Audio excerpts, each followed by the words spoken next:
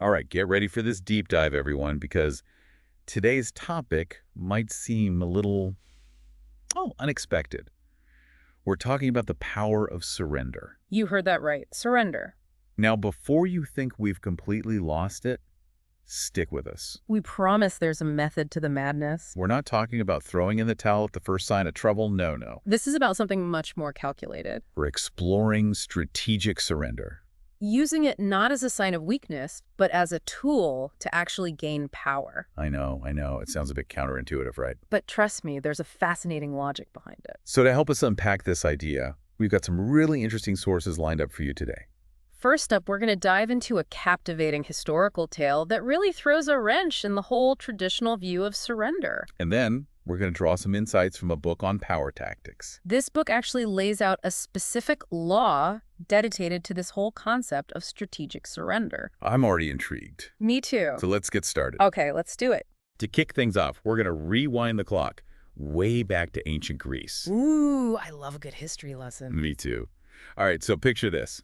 It's the year 416 BC, and a small island called Melos is stuck in the middle of, well, a pretty big power struggle. On one side, you've got the mighty Athenian Empire. And on the other, well, pretty much everyone else. The Athenians, with their huge military force, had set their sights on Melos, Their demand. surrender, and become part of their ever-expanding empire. They gave the Melians a pretty clear ultimatum. Join us or face the consequences. Heavy stuff. Yeah, no kidding. Now, the Melians, they were a people known for their strong belief in justice and honor. So they weren't about to just roll over. They pleaded their case, arguing they were neutral They said they hadn't provoked Athens in any way. and deserved to keep their independence. It was a classic appeal to fairness. They were really banking on the Athenians having a sense of right and wrong. But the Athenians, they weren't really swayed by these arguments. They had a very different view of the world. One where power was everything. They basically told the Melians, look, we're the ones calling the shots here. We want your island, so you might as well just give it up and avoid a bloodbath. Makes sense from their perspective in a ruthless kind of way. I guess so, but still. But here's the thing. The Melians, even with this enormous threat hanging over their heads, chose to stand their ground. They were willing to fight for their freedom and their principles despite the odds being stacked against them. It's almost like an instinctive reaction, isn't it? Totally. When we feel threatened, our gut response is often to resist. We dig in our heels, refuse to budge. The Melian story, though, it's a pretty tragic reminder of how that instinctive reaction can sometimes lead to, well, not the best outcome. It's a stark illustration of the brutal reality of power. And how sometimes our defiance can actually work against us. Yeah, it's heavy stuff. It is.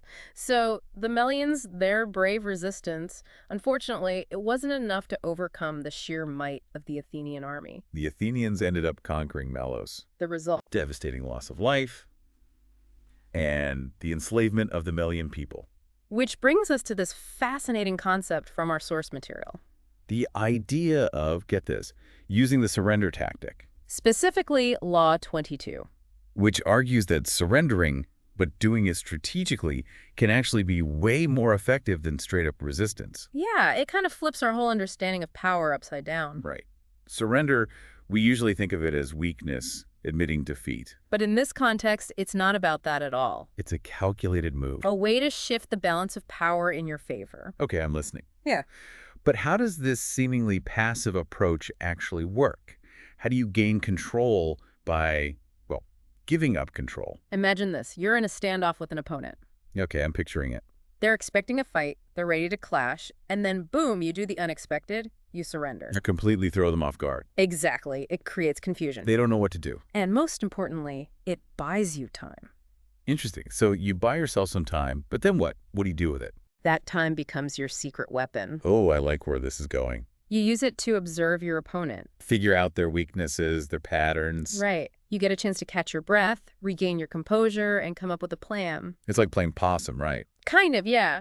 You appear vulnerable, making your opponent think they have the upper hand. They let their guard down. And then, bam, you seize the perfect moment to turn the tables. I like it.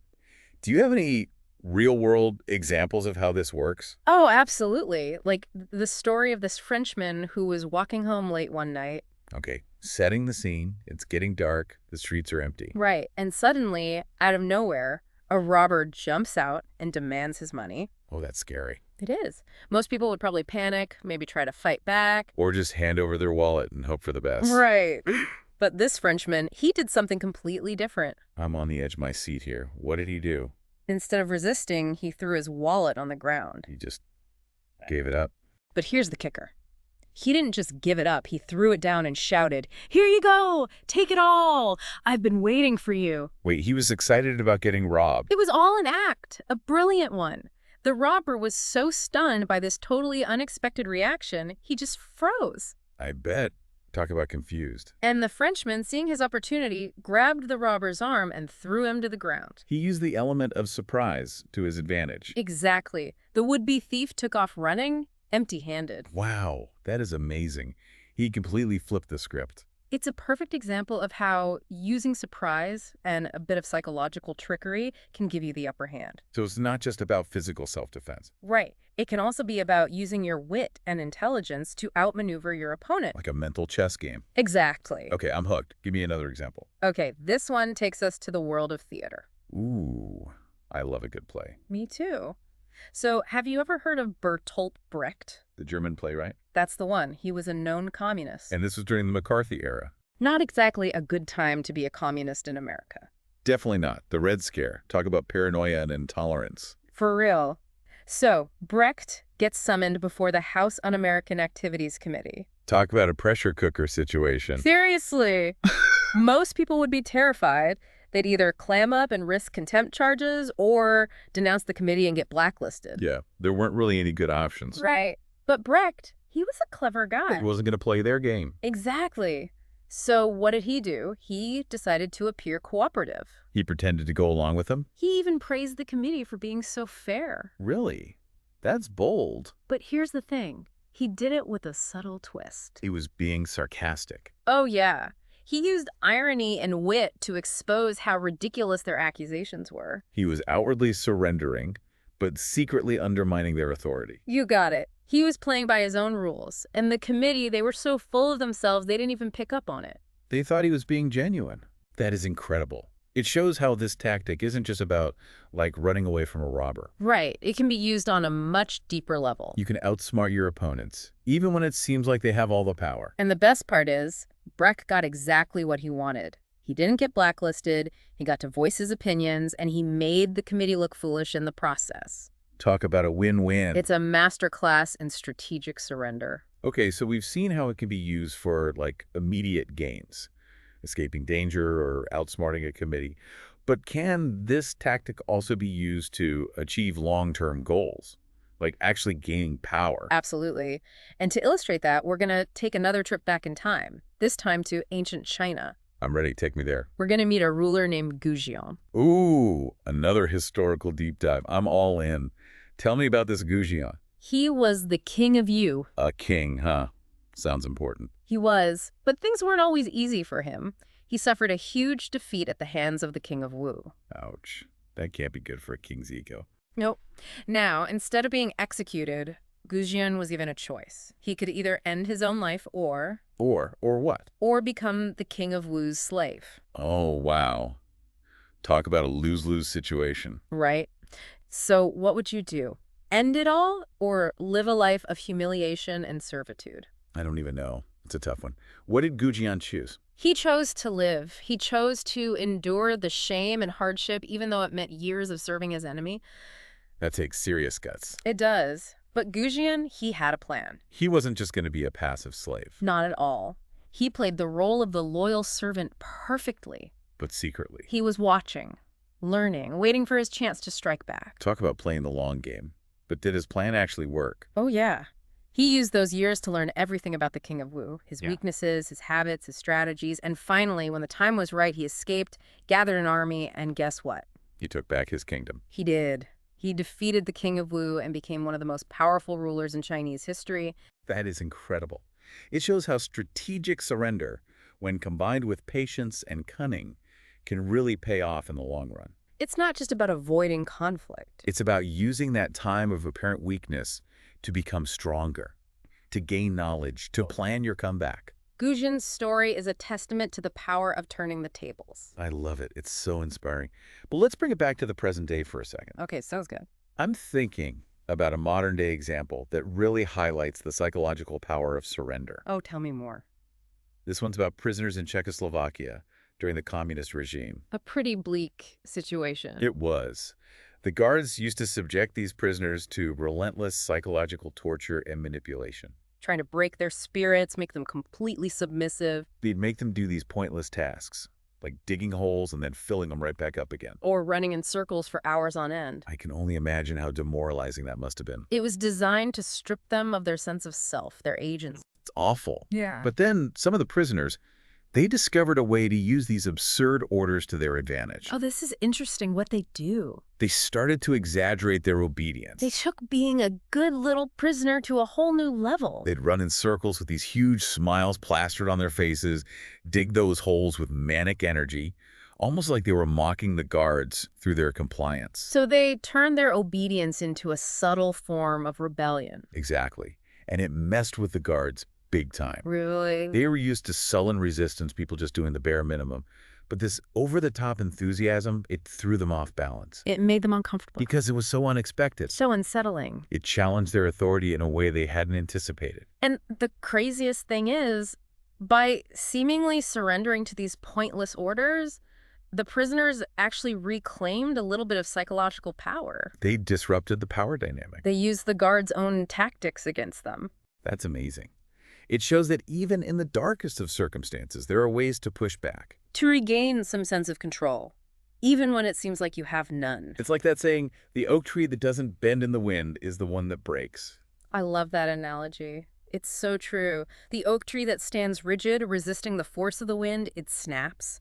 But the one that bends, that adapts to the force, it not only survives, it thrives. So strategic surrender is about recognizing when to bend with the wind. Exactly. To allow your opponent's force to pass through you, but stay grounded, ready to spring back when the moment is right. You've got it. It's about resilience, adaptability, and understanding that yielding can sometimes be the path to not just survival, but ultimate victory. You know, speaking of yielding, there's a phrase from the Bible that comes to mind, turn the other cheek.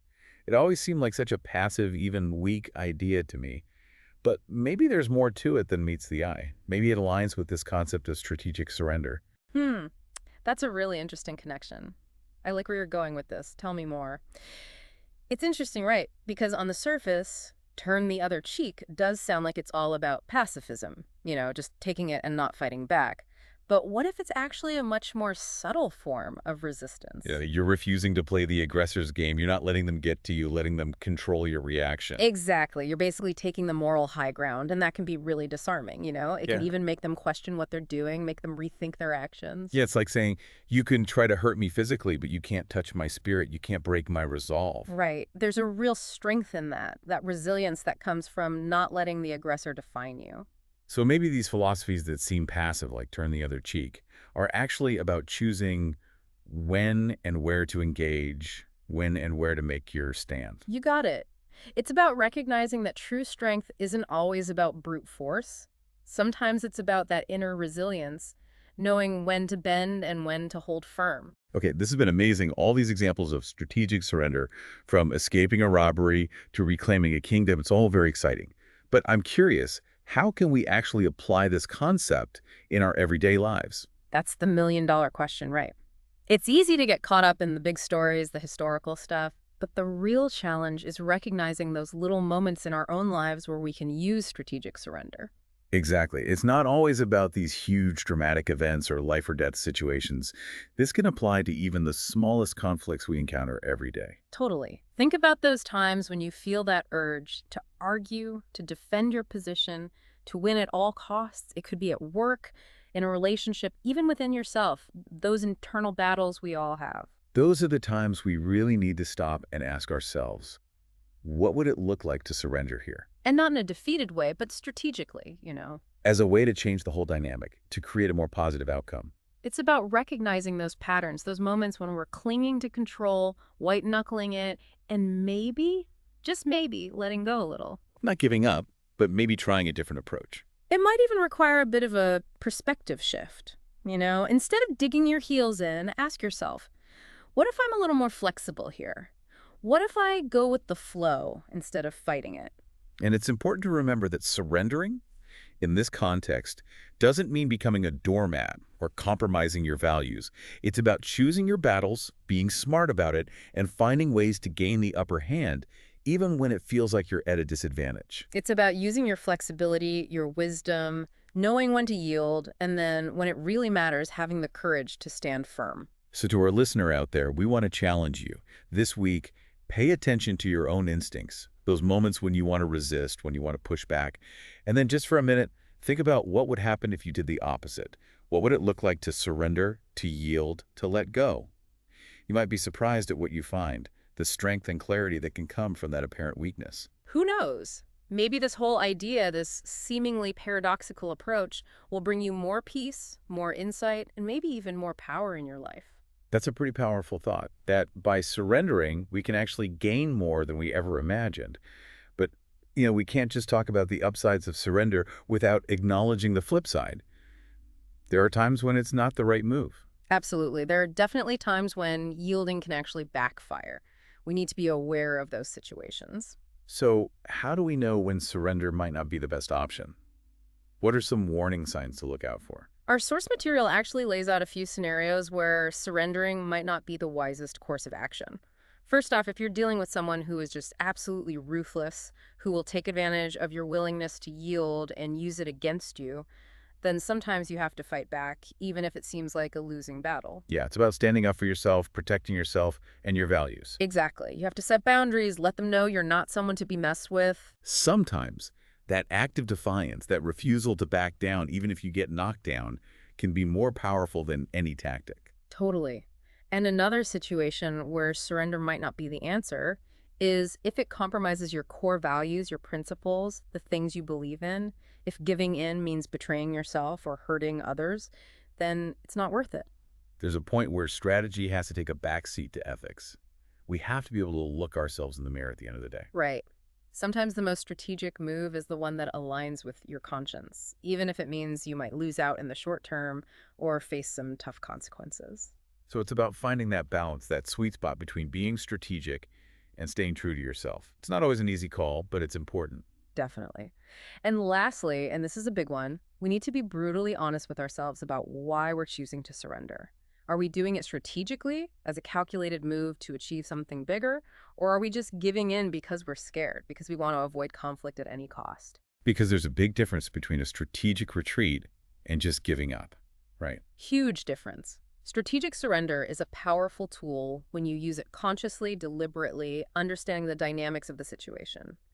But if it's coming from a place of fear, a lack of confidence in yourself, then it can become a self-fulfilling prophecy, leading to a cycle of feeling powerless and defeated. It all comes down to self-awareness, knowing yourself and Hmm. making sure that if you choose to surrender, you're doing it from a place of strength, not weakness. And that, I think, is the real key to unlocking the true power of strategic surrender. Yeah, it's like we have these little battles going on inside ourselves all the time, don't we? Those moments when we feel that pull to resist, to push back, even when a part of us knows it might not be the best way to go. Totally. And those moments, they happen way more often than we probably realize. It could be a heated debate with a coworker or a tense family dinner, or even just that struggle we have with ourselves to let go of something we really want. We get so attached to our own perspective, our own desired outcome, and we forget that there might be another way. Exactly. And that's where the beauty of strategic surrender comes in. It can turn what seems like an impossible situation into an opportunity to grow, to learn, and maybe even to come out on top. Surrender, it doesn't mean you're weak. It's about choosing a different kind of strength, being flexible, adaptable, seeing beyond that immediate conflict. It's pretty empowering when you think about it. It takes real courage to step back and say, hey, maybe surrendering, not fighting, is the more powerful move here. I couldn't agree more. And the best part is that it's a constant learning process. There's no one right answer, no magic formula. It's about paying attention, trying things out, seeing what works, and just getting better at recognizing those moments when strategic surrender might be the best option. So to our listener out there, we want to leave you with a little challenge. This week, pay attention to those moments when you feel that urge to resist, to push back, to fight.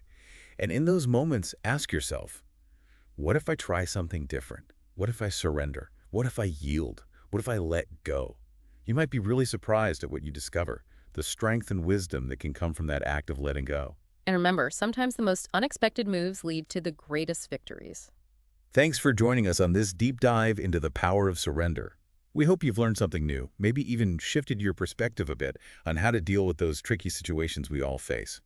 Until next time, keep exploring, stay curious, and never underestimate the power of strategic surrender.